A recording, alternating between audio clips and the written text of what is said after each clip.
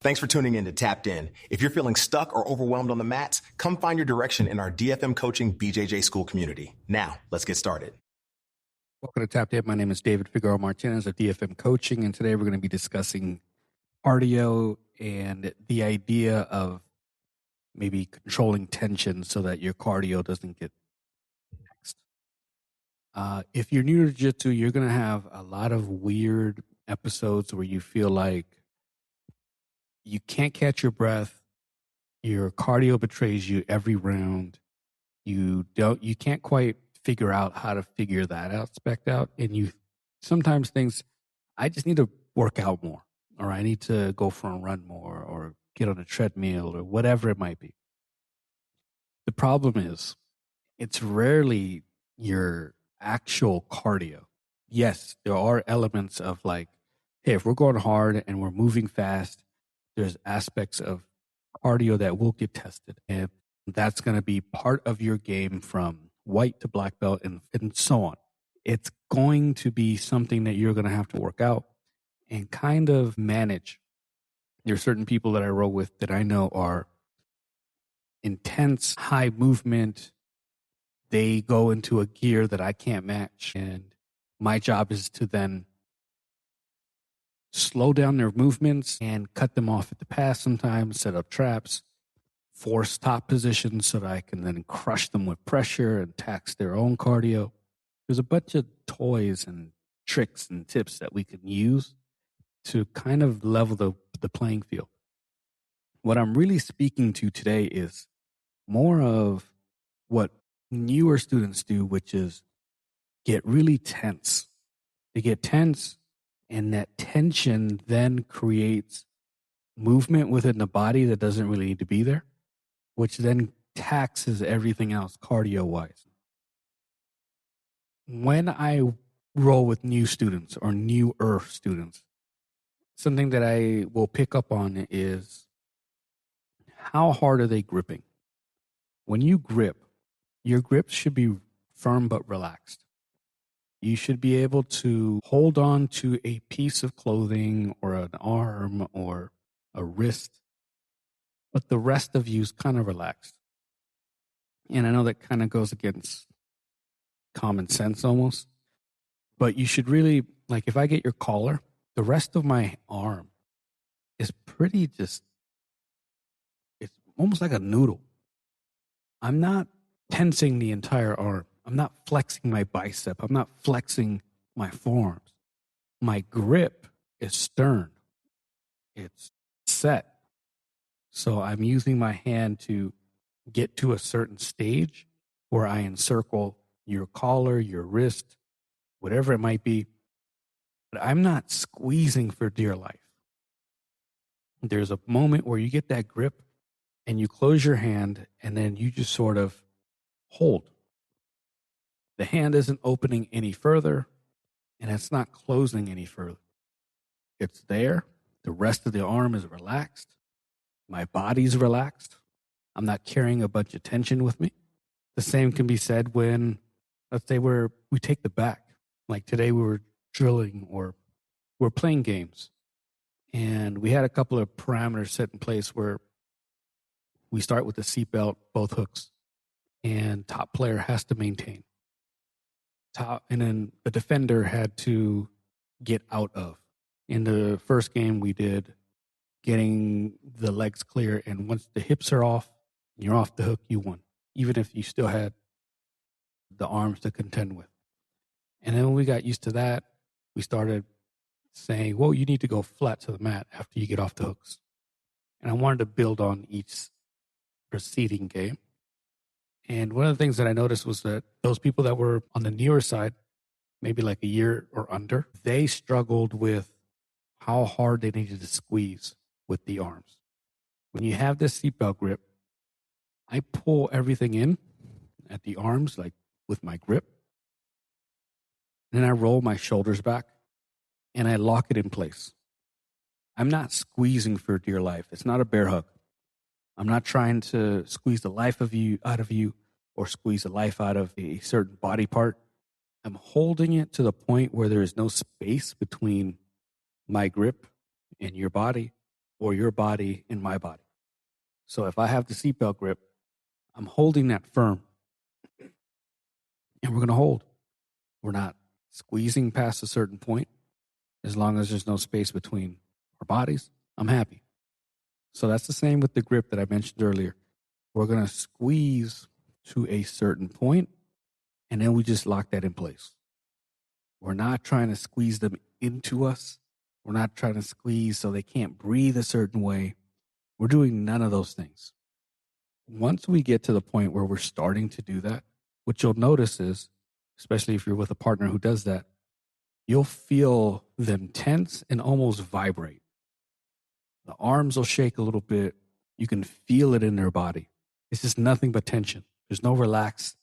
And that tension robs you of that cardio you desperately need, especially in the beginning when you haven't really built up a decent cardio game to kind of rely on. We're not doing anything.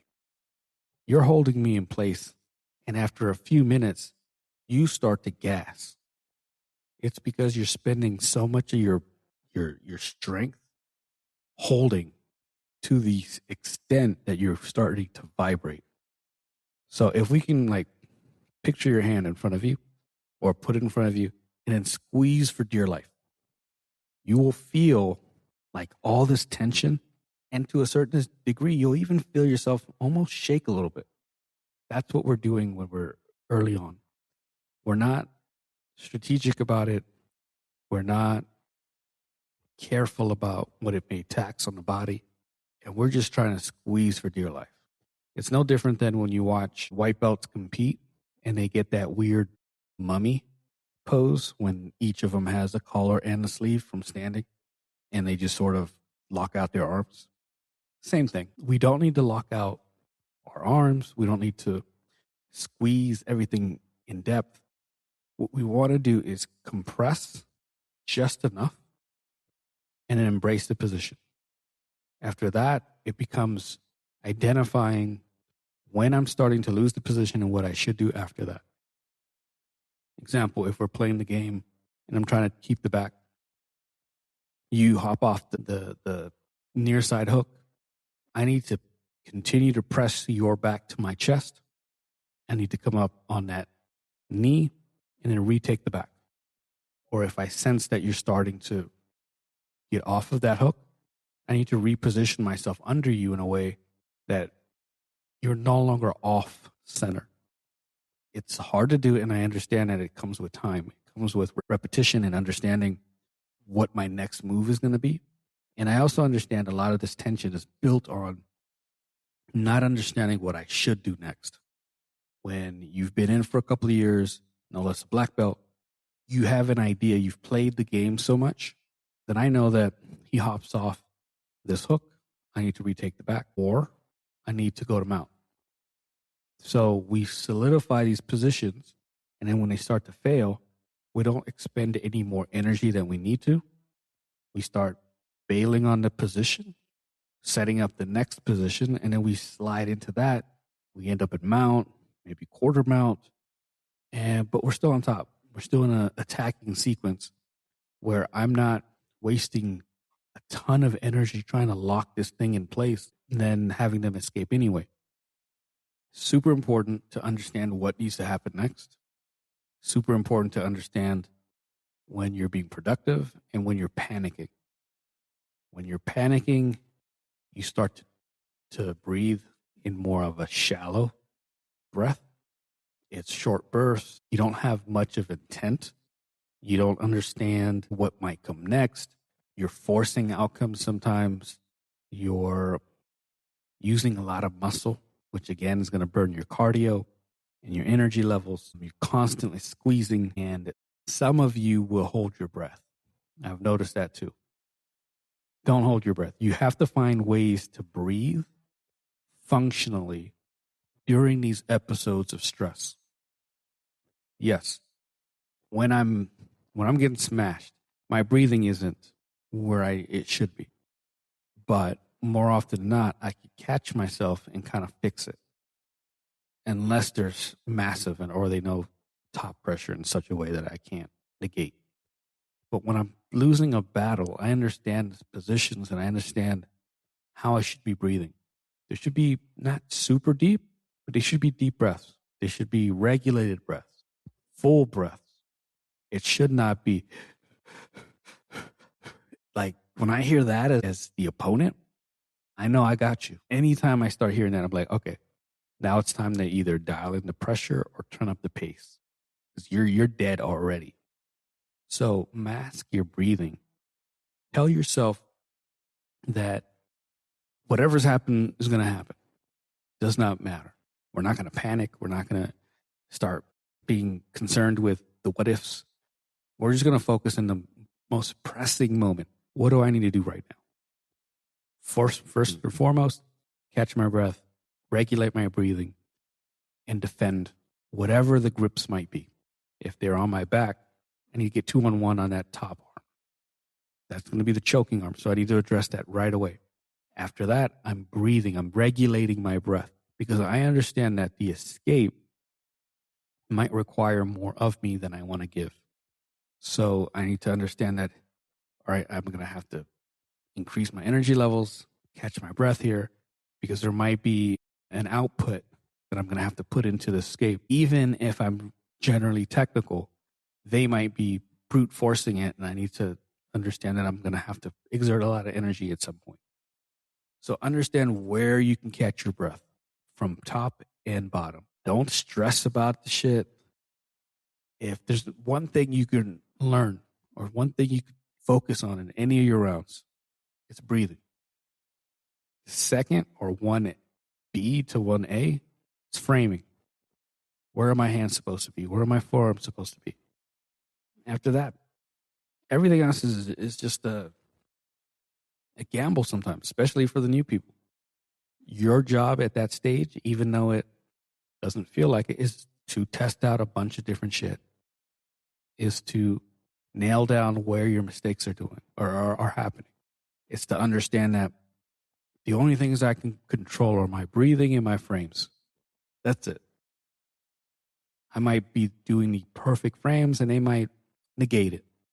But that's my primary job. Understand my breathing and where I'm going to put my frames. Don't get into your head.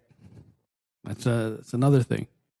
Like sometimes we get into our head and we think, oh, the instructor's watching, and that puts even more stress on us. So then we start playing outside of our comfort zone and outside of our capabilities. And we start breathing hard because we're going harder pace because we think, oh, they're watching. Ignore it. Ignore it. I came from a gym where people tended to feel like they had to go harder whenever the instructor watched. It's useless. It's not beneficial to you, especially if you get gassed out and then you get submitted and they're watching. So the thing that you were most concerned about happened. Be conservative. Understand the roles. Understand what you should be doing. Understand that your loss is inevitable. You might as well get there almost in style. So catch your breath. Learn where to breathe. Understand that whatever's happening is not as bad as you think it is. And if you get submitted, no one fucking cares. No one. I'm hoping that this can help with those that are struggling with catching your breath and understanding what tension should feel like and what it shouldn't feel like. If there's any questions on this that maybe I didn't make clear, or there was a subject on it that, hey, I can't quite figure this out, please reach out to me. dfm.2099 on Instagram and Threads. We also have a free school community where I post all my workshop videos, Q&A, technique of the week, whatever it might be. It's a resource that's I'm putting out there completely for free just to help people. So if it can help you, please log in, ask your questions. Until next time, thank you so much.